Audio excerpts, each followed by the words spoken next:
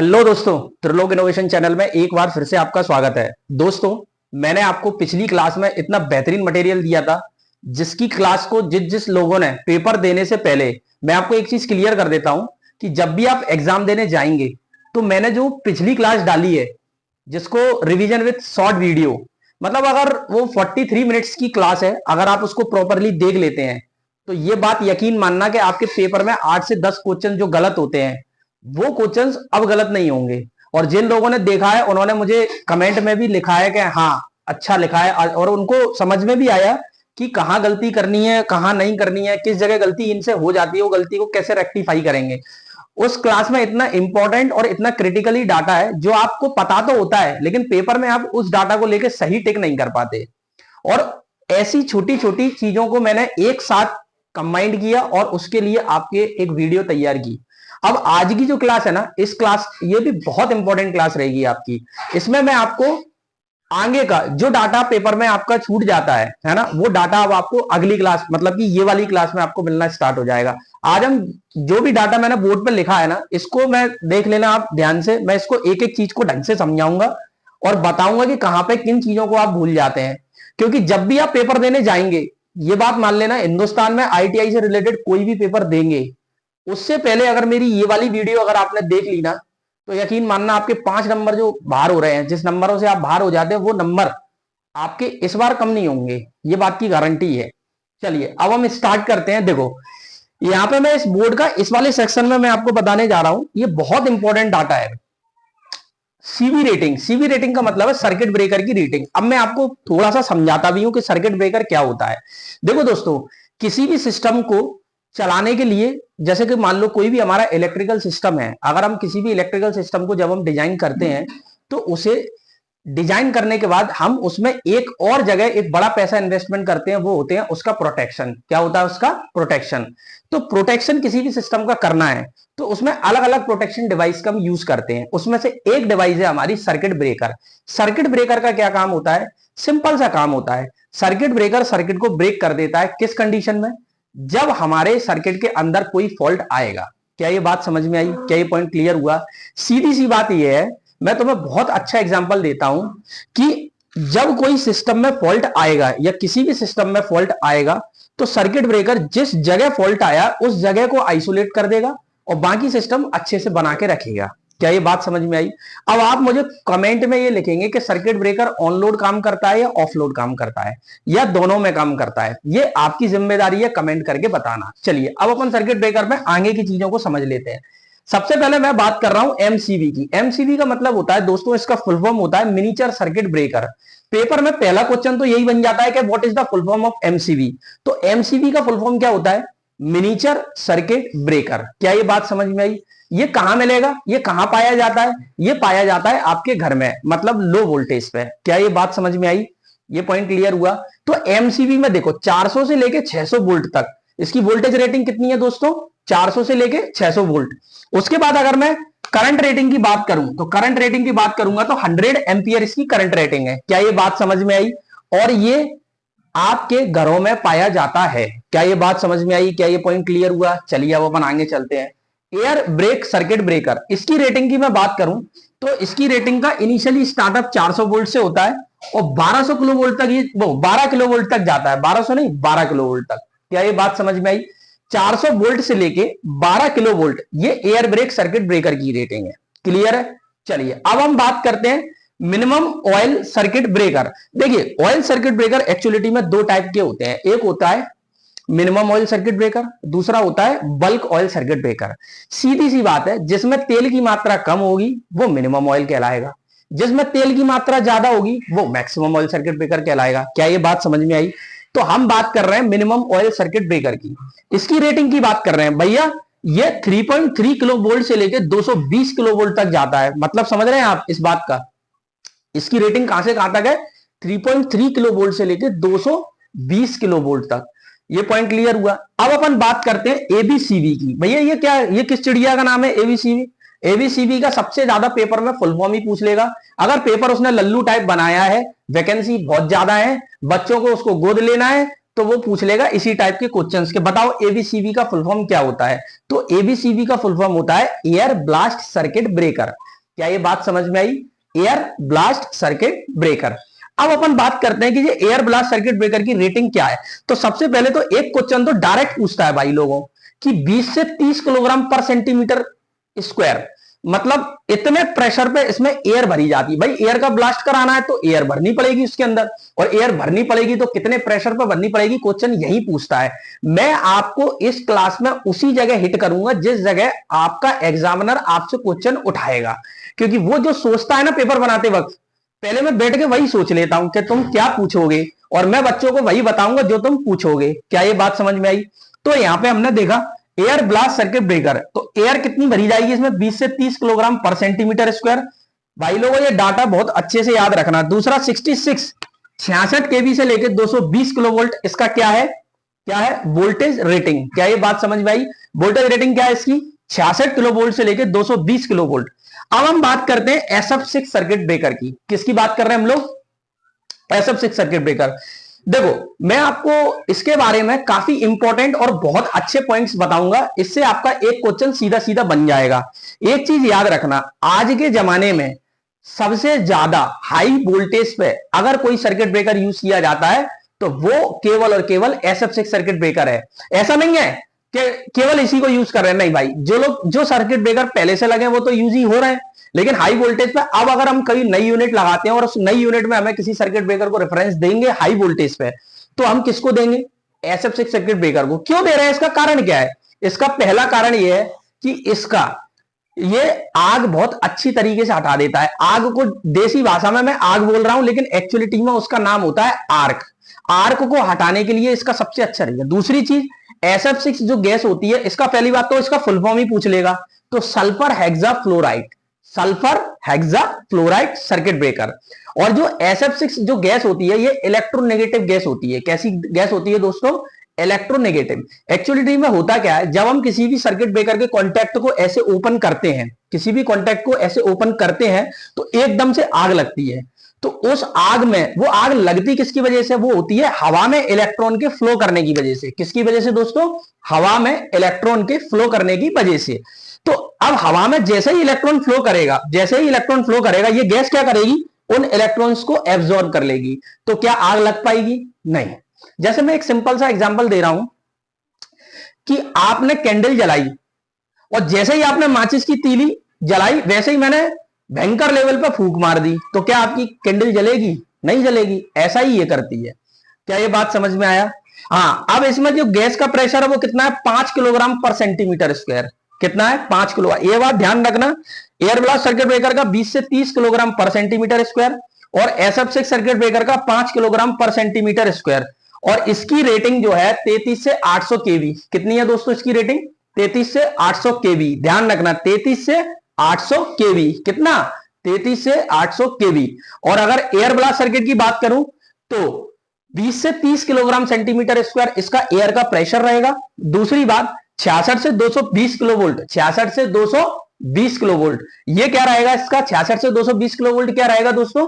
क्या रहेगा इसका रेटिंग? क्या? Voltage rating. अब अपन आगे बात करते हैं VCV की। भैया VCV की चिड़िया का नाम है। VCV का फुल फॉर्म होता है दोस्तों वैक्यूम सर्किट ब्रेकर। क्या होता है मेरे प्यारे दोस्तों? Vacuum circuit breaker. इसको हम ज्यादातर रेलवे में यूज करते हैं या डिस्ट्रीब्यूशन में यूज करते हैं। रेलवे में तो करते थे पहले, अब हम डिस्ट्रीब्यूशन में सबसे ज्यादा यूज करते हैं, जहां पे आप 33/11 केवी का जो सब स्टेशन होता है वहां पे वैक्यूम सर्किट ब्रेकर का सबसे ज्यादा यूज करते हैं। दूसरी चीज, जो आपका एयर ब्लास्ट सर्किट ब्रेकर है इसको हम रेलवे में यूज करते हैं। क्या ये बात समझ में आई? क्या ये पॉइंट क्लियर हुआ? चलिए, वैक्यूम सर्किट ब्रेकर की रेटिंग है 22 किलो वोल्ट से लेके 66 किलो वोल्ट। 22 किलो वोल्ट से लेके 66 किलो वोल्ट। क्या ये बात समझ में आई? अब बात करते हैं high voltage DC circuit breaker, HVDC circuit breaker. ये हमारा भाई 33 केवी तक यूज होता है। कहां तक यूज होता है ये? 33 केवी तक। अब हम बात करते हैं मैक्सिमम ऑयल सर्किट ब्रेकर। मैंने अभी आपको थोड़ी देर पहले इस बात के बारे में चर्चा की थी कि सर्किट ब्रेकर ऑयल के आधार पर दो प्रकार के होते हैं। एक होता है मिनिमम ऑयल सर्किट ब्रेकर और एक होता है मैक्सिमम ऑयल सर्किट ब्रेकर। जो मैक्सिमम ऑयल सर्किट ब्रेकर दोस्तों जो होता है ना, जिसमें ऑयल की मात्रा ज्यादा। ऑयल का यहां दो काम होता है। मैं तो सबसे पहले ये पूछूंगा, ऑयल का एक्चुअलिटी में बेसिक काम क्या है? आर्क को हटाना। आर्क को हटाना। ऑयल के अंदर आर्क हट जाती है ऑयल की वजह से। एक इसको दूसरे भाषा में बोल सकते हैं as a arc quenching medium. Arc quenching medium का क्या करता है, ये काम करता है। तो ये इसकी जो रेटिंग है 132 से लेके 220 किलो वोल्ट, 132 से लेके दोस्तों 220 किलो वोल्ट। क्या ये बात समझ में आई? मुझे लगता है आपको सर्किट ब्रेकर की जो इंपॉर्टेंट रेटिंग थी वो मैंने आपको अच्छे से क्लियर करा दी। चलिए अब अपन बात करते हैं केबल रेटिंग की, कि भैया केबल की रेटिंग आ जाएगी पेपर में, एक क्वेश्चन सीधा छपता है यहां से। रेटिंग से रिलेटेड जितने भी क्वेश्चंस है ना, मैंने बहुत मेहनत करके इन सबको एक साथ लगाया और फिर मैं आपको इसको बहुत अच्छे से समझा रहा हूं। अब हम बात करते हैं केबल रेटिंग की। केबल रेटिंग की दोस्तों अगर मैं बात करूं तो सबसे पहले एलटी मतलब लो टेंशन, जो कि 1 किलो वोल्ट लो टेंशन केबल। वो आपसे ऐसे नहीं पूछेगा, वो आपसे ऐसे पूछता है कि बताइए लो टेंशन केबल है उसका वोल्टेज कितना जाएगा, 1 kilo volt, 100 kilo volt, 220 kilo volt, 66 kilo volt. तो आपको पता होना चाहिए कब तक। तो LT low tension up to 1 kilo volt, high tension 1 से 11 किलो वोल्ट, सुपर टेंशन 11 से 33 किलो वोल्ट, एसटी मतलब super tension, EHT extra high tension. दोस्तों extra high tension, extra high tension मतलब 33 से 66 केवी, 33 से 66 KV. EST extra super tension, extra super tension मतलब 132 kilo volt तक की केबल, जो 132 kilo volt. Extra super tension को क्या बोलेंगे, 132 किलो वोल्ट। क्या ये बात समझ में आई? Low tension, high tension, super tension, extra high tension और एक्स्ट्रा सुपर टेंशन। और मैं बता देता हूं पेपर में आज तक के रिकॉर्ड में जो सबसे ज्यादा पूछा जाने वाला वोल्टेज है वो यही वाला है दोस्तों। ये भयंकर पूछा जाता है, दबा के ये पूछा जाता है कि भैया ये बताओ एक्स्ट्रा हाई टेंशन का रेंज कितना है, तो 33 से 66 केवी। अभी जितने बच्चे इसको पढ़ने के बाद जब ऑब्जेक्टिव लगाएंगे तब आपको उनकी मेरी बात का महत्व समझ में आएगा कि हाँ यार सर तो सही कह रहे थे एकदम, वो तो वही चीज बता रहे हैं जो पेपर में पूछा जा रहा है। चलिए अब अपन बात करते हैं केबल के दूसरे टाइप, ये मीडियम के आधार पे। भाई जनरल केबल 11 किलो वोल्ट से कम होती है, जनरल केबल क्या होती है, 11 केवी से कम। अगर वेल्टेड केबल की बात करूंगा तो 11 से 22 किलो वोल्ट तक, बेल्टेड केबल का बात करूं तो 11 से 22 केवी। स्क्रीन्ड केबल की बात करूं तो 22 से 66 केवी, स्क्रीन केबल की बात करूंगा तो 22 से 66 केवी। प्रेशर केबल की बात करूंगा तो हमेशा 66 किलो वोल्ट से जब भी आप ऊपर जाएंगे तो फिर हमको प्रेशर केबल की आवश्यकता पड़ेगी। अब प्रेशर हम दो तरीके से क्रिएट कर सकते हैं, एक तो गैस भर के, दूसरा हम ऑयल भर के प्रेशर क्रिएट कर सकते हैं। अब आप बताएंगे अगर गैस भर के प्रेशर क्रिएट करेंगे तो कमेंट में लिखना कि कौन सी गैस भरी जाती है, और अगर अपन ऑयल भर रहे हैं तो ऑयल तो पूछने वाली बात ही नहीं है। अब ऑयल में देखो oil pressure cable, oil pressure cable देखो 66 किलो वोल्ट से ऊपर जाएंगे, जैसे ही आपने 66 किलो वोल्ट से ऊपर की केबल के लिए वोल्टेज के लिए केबल का यूज किया तो ऑयल प्रेशर केबल की तरफ जाएंगे जो 132 से लेकर 220 किलो वोल्ट, 132 से लेकर 220 किलो वोल्ट तक जाएगा। और अगर आप गैस प्रेशर केबल यूज कर रहे हैं, ऑयल के बाद आ गया आपका गैस, जीपीसी मतलब गैस प्रेशर केबल, जो कि ग्रेटर देन 220 केवी, ग्रेटर देन दोस्तों कितना 220 केवी। क्या आपको केबल की रेटिंग क्लियर हो गई? इसमें कोई समस्या, कोई डाउट? अगर डाउट हो तो कमेंट में लिख देना, मैं आपका रिप्लाई कर दूंगा। मुझे नहीं लगता आपको कोई डाउट बचा होगा। पेपर में जब आप देखेंगे तो ये डाटा बहुत बेहतरीन डाटा है जो आपको देखने को मिलेगा। अब हम बात करते हैं दोस्तों, पेपर में यहां से क्वेश्चन खूब पूछा जाता है। ये नाइक्रोम का वायर है। नाइक्रोम का वायर हम क्यों यूज करते हैं आपको पता होगा। हीटिंग एलिमेंट किसके बने होते हैं? नाइक्रोम के बने होते हैं। हीटिंग एलिमेंट जो कि हीटर हमारे घर में होते हैं, जो वायर यूज करते हैं वो नाइक्रोम के बने होते हैं, ठीक है। चलो अब हम बता रहे हैं एसडब्ल्यूजी का फुल फॉर्म क्या होता है दोस्तों? स्टैंडर्ड वायर गेज, जो 0 से स्टार्ट होता है और 36 तक जाता है स्टैंडर्ड वैल्यू में, 0 से 36। अब आप मुझे कमेंट में लिखेंगे 0 एसडब्ल्यूजी का वायर का साइज इंच में कितना है और 36 एसडब्ल्यूजी के वायर का साइज इंच में कितना है, ठीक है ना। चलो तो अब हम बात करते हैं, अगर 20 एसडब्ल्यूजी का वायर है तो 2000 वॉट की स्प्रिंग बन जाएगी। या हम दूसरे शब्दों में ऐसे कह सकते हैं, वो पेपर में क्वेश्चन ऐसे पूछता है कि भैया एक 2000 वाट का हीटर है, बताओ उसके वायर का साइज एसडब्ल्यूजी में कितना होगा। क्वेश्चन यहां फंसाएगा और यहाँ अच्छे अच्छों के तोते उड़ जाते हैं जब प्रैक्टिकली बातें आ जाती हैं। तो आपके वो तोते ना उड़े, वो तोते वहीं के वहीं बैठे रहे, उसके लिए मैंने ये क्लास आपकी तैयार करी है। तो भैया 2000 वॉट का अगर स्प्रिंग है या हीटर है तो 20 एसडब्ल्यूजी का वायर, 1500 वॉट में 22, 1000 वॉट में 24 और 750 वॉट में 26। अब मैं आपको इस चीज के बारे में एक नॉलेज और देता हूं भाई। स्टैंडर्ड वायर गेज का साइज जितना ज्यादा बड़ा होगा वायर उतना ही पतला होगा। क्या ये बात समझ में आई? उसका डायमीटर उतना ही कम होगा, मतलब नंबर जितना ज्यादा तार उतना पतला। जैसे सिंपल सी बात करूं कि भैया 20 एसडब्ल्यूजी का ज्यादा मोटा वायर होगा या 22 एसडब्ल्यूजी का ज्यादा मोटा वायर होगा, ये आप मुझे कमेंट में लिखें। मतलब कि जितना बड़ा नंबर, मतलब 36 एसडब्ल्यूजी का जो वायर होगा वो पतला होगा, और 0 SWG का जो वायर होगा वो ज्यादा मोटा होगा। मतलब नंबर अगर बढ़ेंगे तो वायर का साइज डायमीटर में घटेगा। ये हमेशा उल्टा चलता है, ध्यान रखना इस चीज को। क्या ये पॉइंट क्लियर हुआ? चलिए अब अपन बात करते हैं भैया इंसुलेटर रेटिंग की। इंसुलेटर देखो, हमारे जो भी ट्रांसमिशन है, जनरेशन है या डिस्ट्रीब्यूशन है, तो ट्रांसमिशन वगैरह में जब हम डिस्ट्रीब्यूशन में जो इंसुलेटर का यूज करते हैं, तो सबसे पहले आपको बेसिक क्लियर होना चाहिए कि यार इंसुलेटर का काम क्या कर रहे हैं। इंसुलेटर का काम केवल इतना होता है कि जिस तार से हम बिजली को ले जा रहे हैं, देसी भाषा में समझा रहा हूं, जो तार से हम बिजली को ले जा रहे हैं वो खंभे के थ्रू ले जा रहे हैं, पर खंभे से वो तार टच ना हो जाए। अगर खंभे से वो तार टच हो गया तो इसका मतलब पूरी की पूरी करंट कहां है? एक तो खंभे में आ जाएगी, गाय भैंस चिपक के मर जाएंगे, हम लोग अगर हाथ रख देंगे तो हमारा भी स्वाह हो जाएगा, और प्लस में पूरी की पूरी करंट अर्थ में उतर जाएगी, आउटपुट में आएगा 0। तो इस चीज को, इस दुर्घटना से बचने के लिए, आउटपुट को पूरा लेने के लिए हम लोग वायर को खंभे से अलग कर देते हैं। किसके थ्रू? इंसुलेटर के थ्रू। बस देसी भाषा में मैंने बहुत अच्छे से समझाया कि इंसुलेटर का क्या काम होता है। तो देखो, पिन इंसुलेटर जो है वो 11 से 33 किलो वोल्ट पे चलता है। सस्पेंशन हो चाहे स्ट्रेन हो, ये दोनों इंसुलेशन की मतलब इंसुलेटर की जो रेटिंग है वो है 33 से लेके 800 किलो वोल्ट तक। कितनी है दोस्तों? 33 से लेके 800 किलो वोल्ट। अब अपन बात करते हैं सैकल इंसुलेटर। सैकल होता है 650 से कम वोल्ट पे। साइकिल 650 से कम वोल्ट पे। अगर रील इंसुलेटर की बात करूंगा तो 250 वोल्ट से लेके 1 किलो वोल्ट। रील इंसुलेटर की बात करूंगा तो 250 वोल्ट से लेके 1 किलो वोल्ट। क्या ये बात समझ में आई? क्या आप धीरे धीरे ये चीजें समझ पा रहे हैं? कमेंट में लिखेंगे साइकिल इंसुलेटर कहां यूज करते हैं, कमेंट में लिखेंगे स्ट्रेन इंसुलेटर कहां यूज करते हैं, और कमेंट में लिखेंगे कि पिन इंसुलेटर को हम कहां यूज करते हैं। मैंने रेटिंग तो आपको इनकी सारी बता दी, ठीक है। चलिए अब अपन बात करते हैं पोल। मैंने अभी बताया था ना पोल को तार से अलग करना, तो अब बात आ गई पोल की। तो पोल देख लो भैया, देखो पोल कितने टाइप के होते हैं, कौन सा पोल कहां यूज करते हैं, क्या करते हैं, क्या पूछता है पेपर में, वो सारा डाटा यहां बना दिया मैंने। बहुत बेहतरीन डाटा बनाया है। अगर आप इस डाटा को कर लेंगे ना, यकीन मानो आपका पेपर क्लियर ही है, समझ लो। चलो अब अपन बात करते हैं पोल रेटिंग की।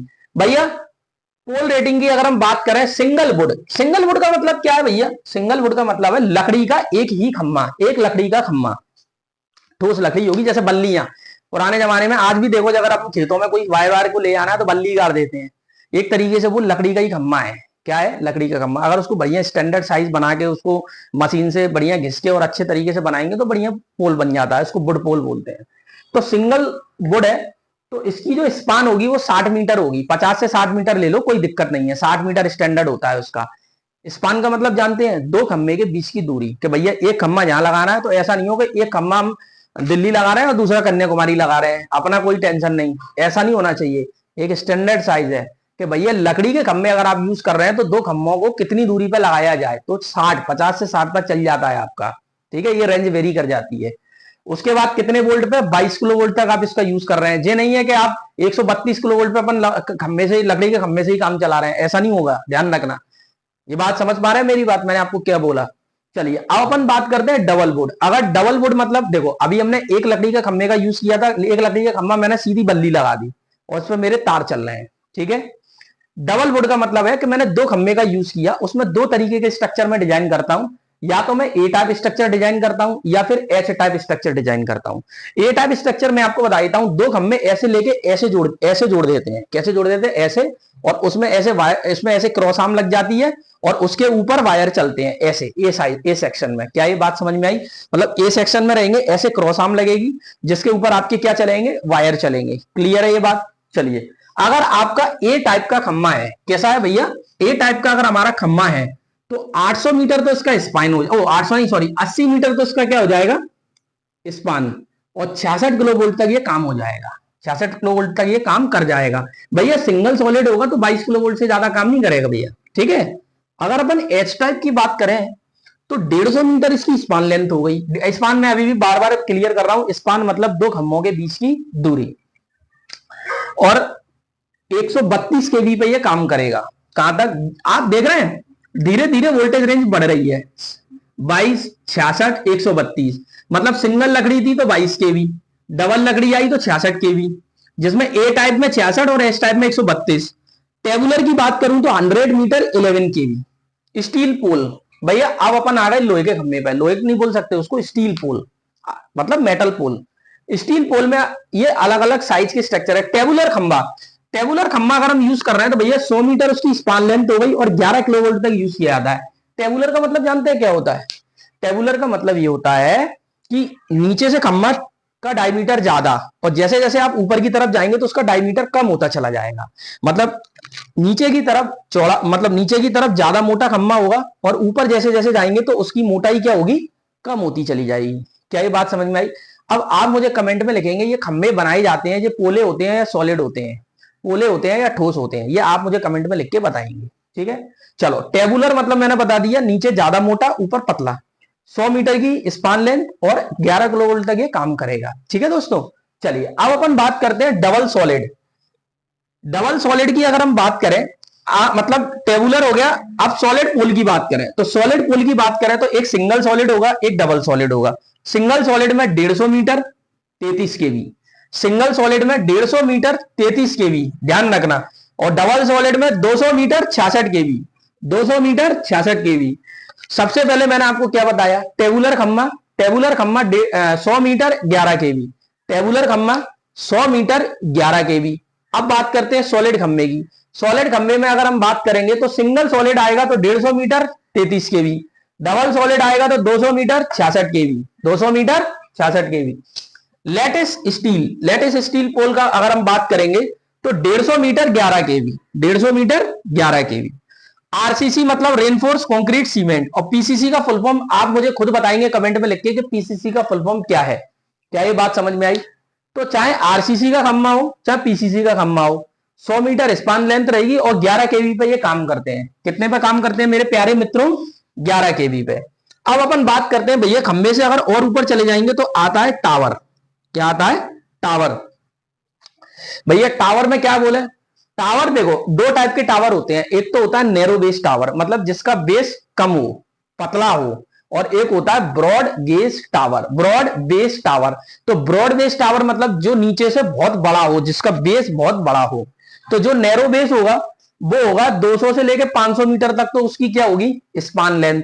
ठीक है, और 66 केबी से ऊपर यूज करेंगे इसको, 66 केबी से ऊपर यूज करेंगे। क्या ये पॉइंट क्लियर हुआ? चलिए अब अपन बात करते हैं ब्रॉड बेस टावर की, जो 300 से लेके 1000 मीटर। भैया ब्रॉड बेस 300 से लेके 1000 मीटर, जिसमें 66 केवी से ऊपर यूज करेंगे। सीधी सी बात है, बहुत ज्यादा दिमाग नहीं लगाना, याद रखने का तरीका मैं आपको बता देता हूं। 66 तक तो सारे खंबे चलेंगे, जैसे ही 66 केवी से आप ऊपर गए तो खंबे नहीं, फिर टावर चलेंगे। क्या चलेंगे दोस्तों? टावर।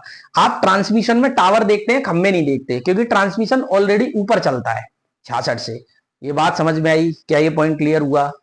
तो क्या आपको ये सारी की सारी रेटिंग एकदम से क्लियर है? इसमें कहीं कोई डाउट है? अगर मेरे प्यारे प्यारे मित्रों इसमें कोई डाउट हो तो मुझे कमेंट लिख देना, मैं आपके कमेंट में डाउट क्लियर कर दूंगा। अब अपन आगे की क्लास पढ़ते हैं। ठीक है दोस्तों, चलिए।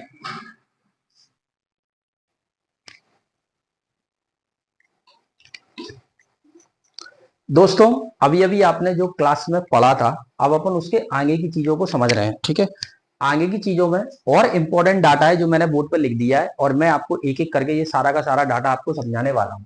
दोस्तों सबसे पहले जो क्वेश्चन फ्यूज की रेटिंग से बहुत पूछा जाता है कि भैया कौन सा फ्यूज किस रेटिंग पे इस्तेमाल किया जाता है, मैं आपको बता रहा हूं ये वाली क्लास जबरदस्त क्लास है आपकी। जो जिंदगी भर की जो रेटिंग है ना, 10 जगह जो आपकी रेटिंग परेशान करती है, वो सारी की सारी रेटिंग मैंने सारी जगह से इकट्ठी करके एक साथ समराइज करके आपको दे दी।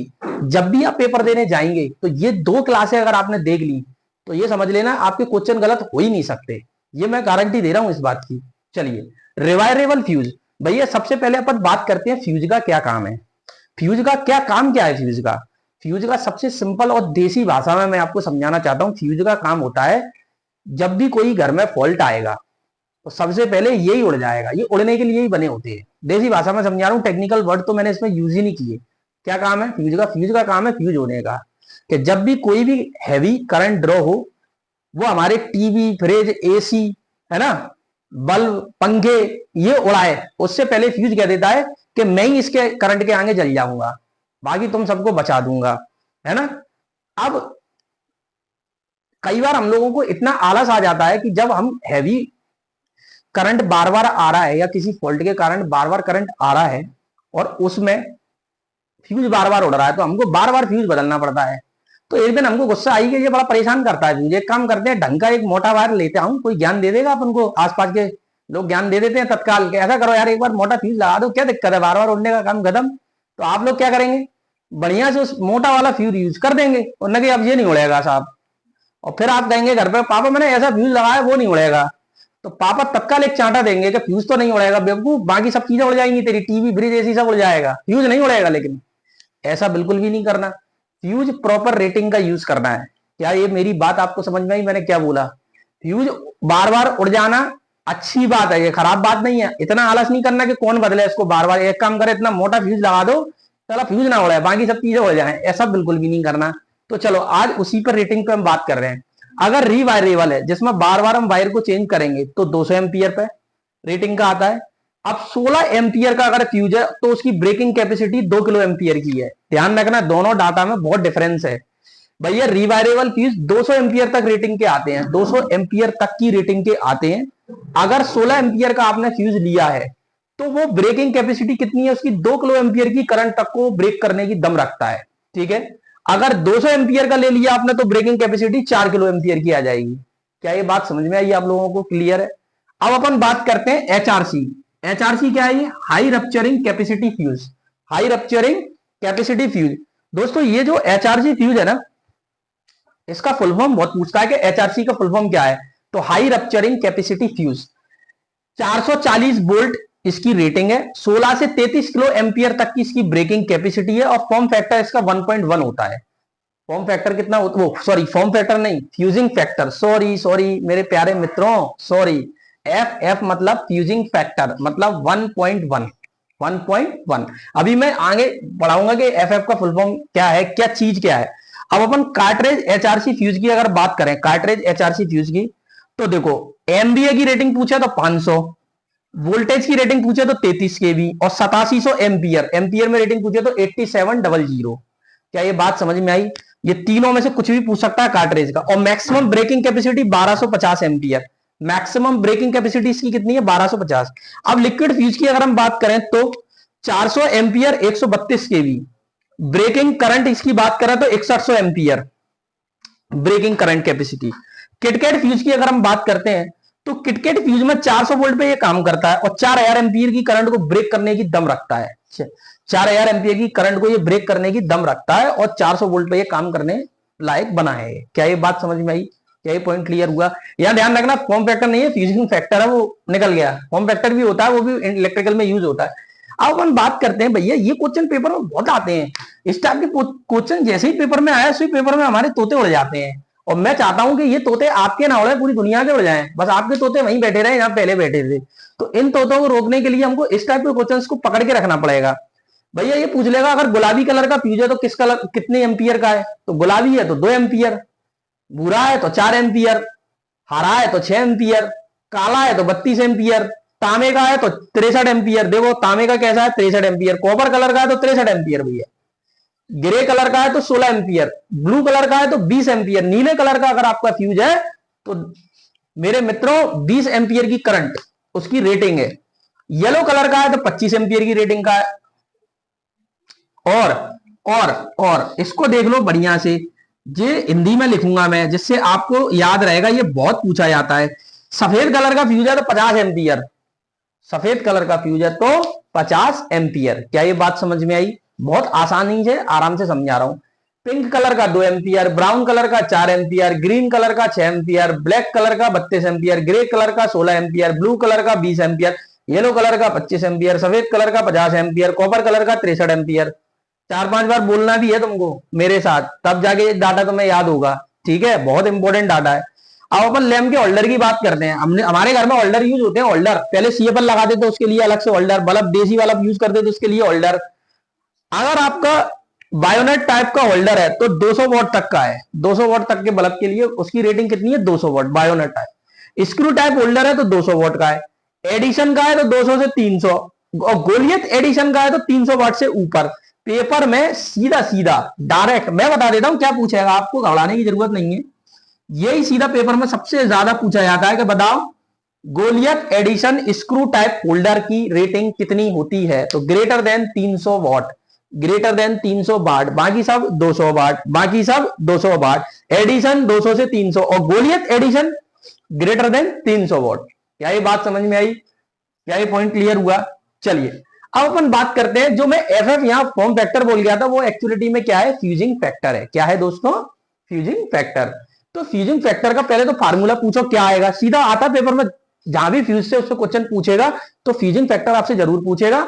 Minimum fusing current, minimum fusing current upon rated current of fuse, rated current of fuse. क्या ये पॉइंट क्लियर हुआ आपका? चलिए तो फॉर्म फैक्टर की अगर हम बात करें तो एचआरसी फ्यूज में इसकी फॉर्म फैक्टर, ओ सॉरी फॉर्म फैक्टर कह रहा हूं, बार बार फॉर्म फैक्टर क्यों आ जा रहा है, मैं भी पागल हो गया तुम लोगों को पढ़ाते पढ़ाते। आया फॉर्म फैक्टर नहीं, फ्यूजिंग फैक्टर मतलब एचआरसी, एचआरसी मतलब 1.11। एक्चुअली फॉर्म फैक्टर मेरे दिमाग में बार बार पता क्यों आ रहा है, ये फॉर्म फैक्टर एसी में बच्चों को बहुत पढ़ाया जाता है और फॉर्म फैक्टर होता है आरएमएस अपॉन एवरेज वैल्यू, जो कि 1.11 होता है। कितना होता है दोस्तों? 1.11। इसलिए ये डाटा बार बार आ रहा है क्योंकि इलेक्ट्रिकल तो खोपड़ी में रखा ही है, तो दिमाग बताता है कि भैया फॉर्म फैक्टर नाम की भी चीज है। तो फ्यूजिंग फैक्टर मतलब एचआरसी 1.11, कार्ट्रेज के लिए 1.45, किटकैट के लिए 1.4 से 1.7। भैया किटकैट फ्यूज के लिए पूछ लेगा बताओ फ्यूजिंग फैक्टर कितना है, तो 1.4 से 1.7। और रिवायरेबल की अगर हम बात करें तो 1.9 से 2.0।